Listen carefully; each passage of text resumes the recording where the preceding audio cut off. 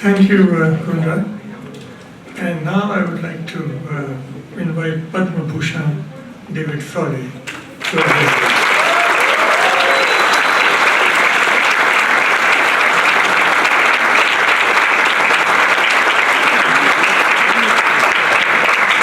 Thank you for the warm welcome. Namaste, Shri Guru Bhyo Namaha. Hari Om.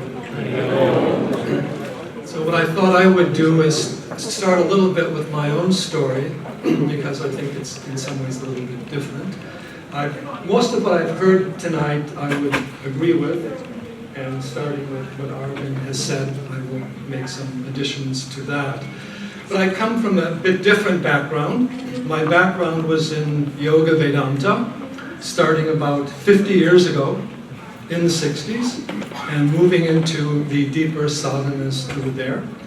And something got me inspired to look into the older teachings and the foundations. And that drew me into Vedanta Upanishads, Advaita Vedanta, Shankara's work, Ramana Maharshi. And then I also came into contact with Sri Aurobindo, who had a slightly different view, but still very Vedantic and very non-dualistic, transformational.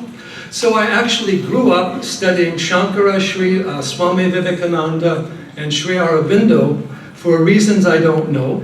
But in the beginning I did go through the Western philosophers, the existentialists, the Marxists, all of that, the psychologists. But when I found the Vedanta, it was all kind of diminished and even erased. So I was able to kind of move beyond the Western paradigm that I grew up with and look at it as something foreign and take upon a Vedic worldview. And then going through Sri Aurobindo's work, The Life Divine, he had little quotes from Rig Veda, which are very beautiful.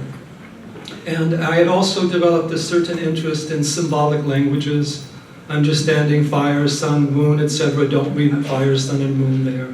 Inner psychic energies. And so I picked up his books on Rig Veda, The Secret of the Veda, The Hymns to the Mystic Fire. And somehow I was able to come into the Vedic world. And at that time I only had access to the gurus in America. And I was able then to listen, now into the 70s a bit, contact Sri Anandamoy Ma, at least by writing. And then in the late 70s, I was already writing for publications in India, and MP Pandit of the Aurobindo Ashram came to America. I showed him my work. I had done extensive work on the Vedas translating, and I thought it was my own personal nothing, just my personal study. And he said, this is great work, and we'll publish it for you in India. So I started a whole series of translations and studies of Rig Veda, Upanishads, even Shukla Ayurveda, starting in 1980, from there. And one of the things I found in the Vedic text was over 150 references to the ocean in Rig Veda itself. And I said, this is a maritime culture, a rishi culture, a yogi culture, and I'd also known something of ancient history from the rest of the world. And so I was able to recognize that that paradigm was wrong. And I could seize that what the Vedas said in the original language was very different than the interpretation given of them historically. And the historic, I can state this quite clearly today, the literary interpretations of Rig Veda you're getting from the West are totally wrong.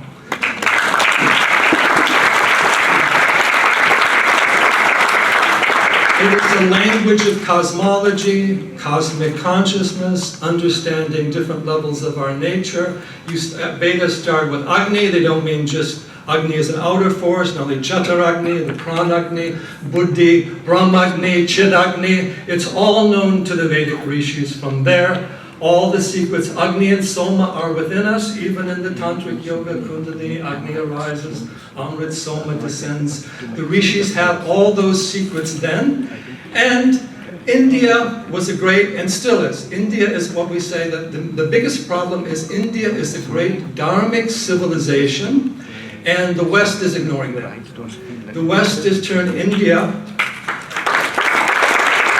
Indology, which is the Indology is a footnote on Orientology, which is a footnote on Western civilization, and India is put in that particular context. The West has not yet discovered India. Nehru, in his discovery of India, didn't even get into the country.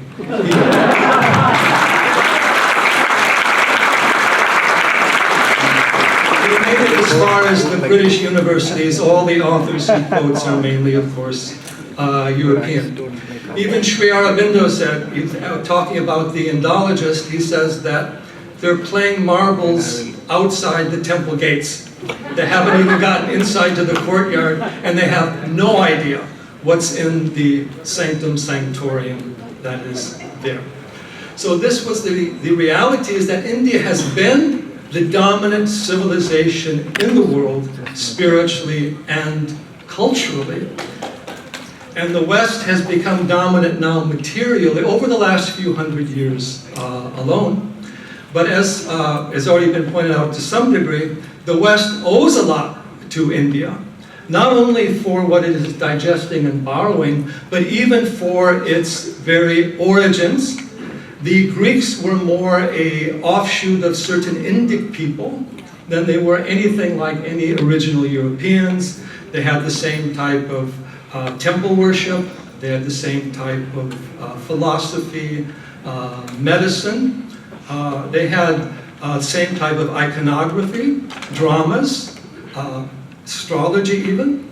And so the West has created some vision of itself. But a lot of the deeper philosophy, even democracy, some of the deeper aspirations of the West come from the Greco-Roman, the Celtic, and the older cultures they call Indo-European. Now there is this myth of the Indo-European languages. Subhash has done some very good work explaining that. We two have worked together all these years. And I would have to give him also a lot of credit for anything that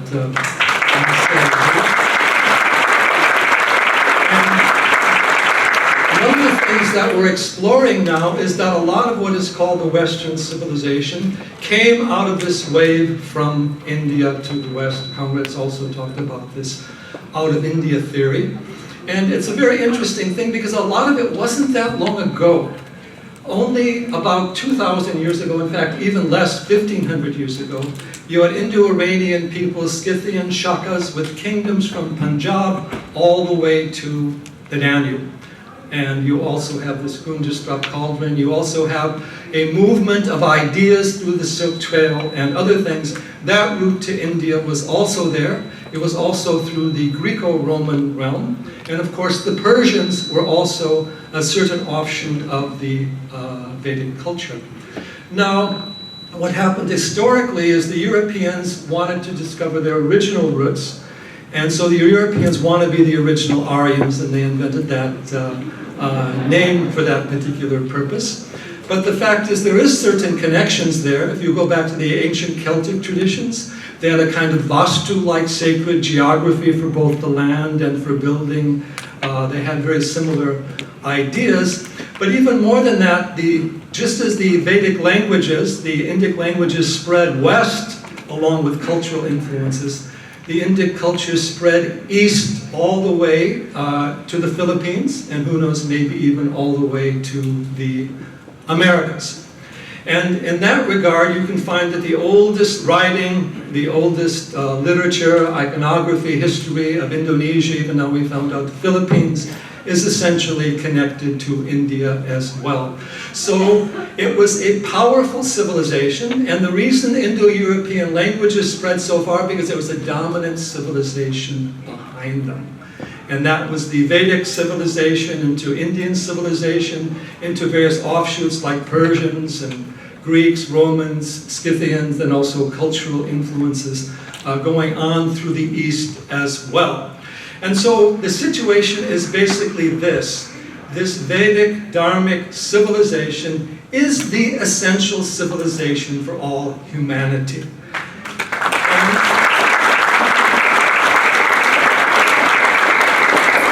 We're speaking at the level of consciousness and connection to the universe as a whole, not simply an isolated time, space, civilization, such as defined in the Western world, but one that integrates us to the universe as a whole. Sarvam Kalvidam Brahma. I am Atma Brahma. Aham Brahmasmi. These destroy the Abrahamic tradition. These destroy Western civilization in the sense that they take us beyond the boundaries of a human civilization apart from nature, of a divine apart from us, and of a separation of human creativity from cosmic creativity. So essentially what we're seeing through India is the preservation of this core dharmic civilization of humanity. You have preserved it. It's absolutely unbelievable because everywhere else it has been pretty much taken down. And understand, they say, oh, Hindus are not united. Hindus are the only civilization united today after 5,000 years.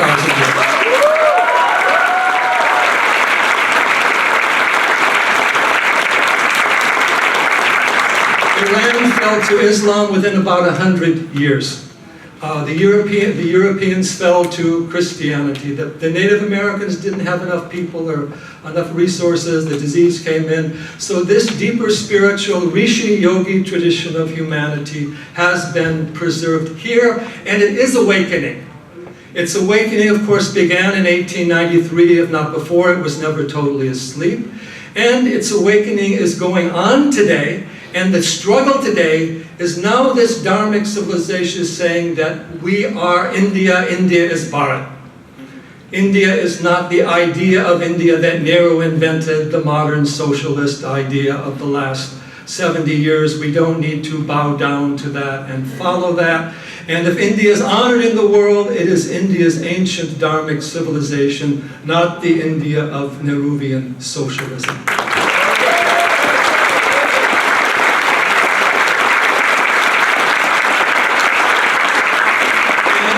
So now, the ghost of Western civilization in the negative sense, which is the Marxist, are the ones who are trying to hold the shadow of Western civilization in the negative sense over India.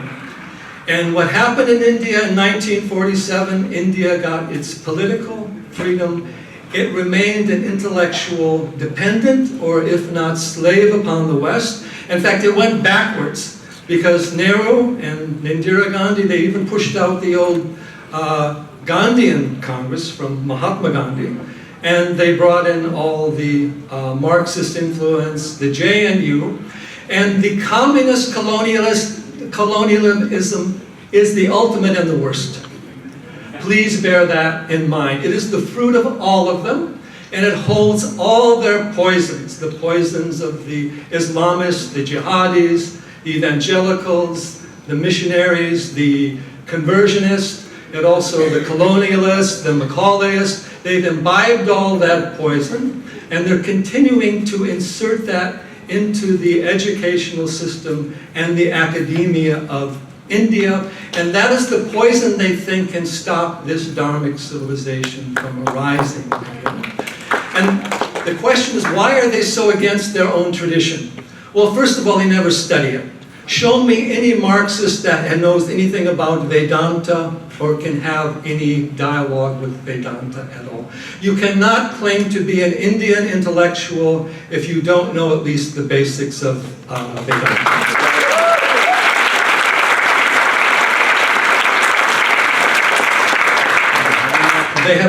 They have what we call the Rajasic Buddhi only, which is dominated by Ahankara. And it looks to the external world and to prestige, power, military force, money, and so forth.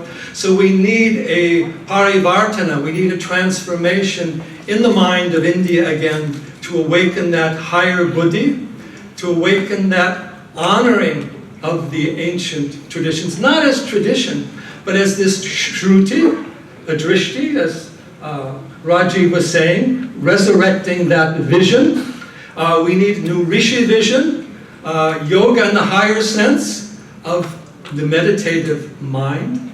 And this higher science, which India brings in. There's been this debate whether India had vimanas and all these other things, and they're all laughing and saying very silly thing.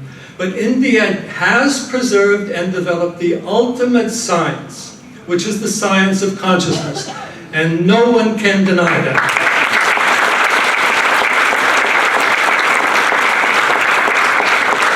Through all the darshanas, we also have all the forms of Vedanta, all the different paths of yoga, all the different systems of Buddhism, Jainism.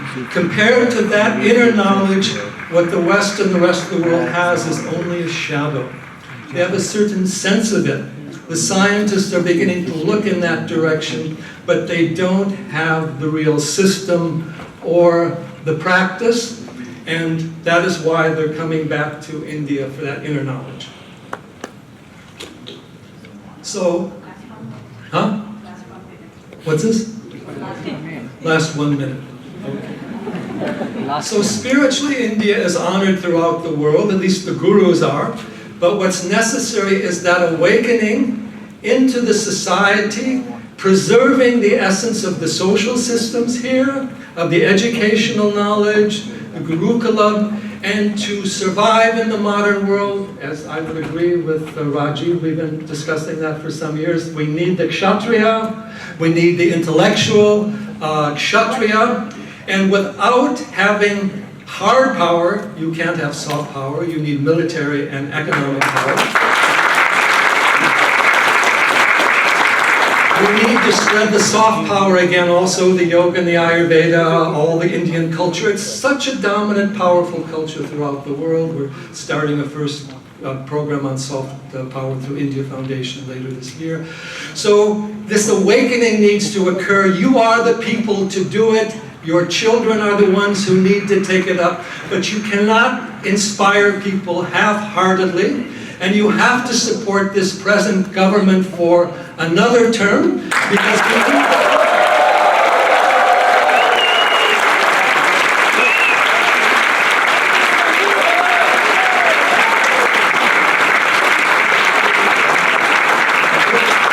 it is a generational, a civilizational, and an institutional change that needs to be done. That takes time. It needs to be done from the bottom up. We need many institutions, many people working in different areas, but we need to take this vision of eternal India, Sanatana Dharma, the universality of this civilization, its value for the entire world, and if we hold to that inspiration, nothing can challenge us, because there is nothing equivalent from that in the other cultures and countries of the world today. It is the place of India to be the visual guru and take humanity forward for this new century.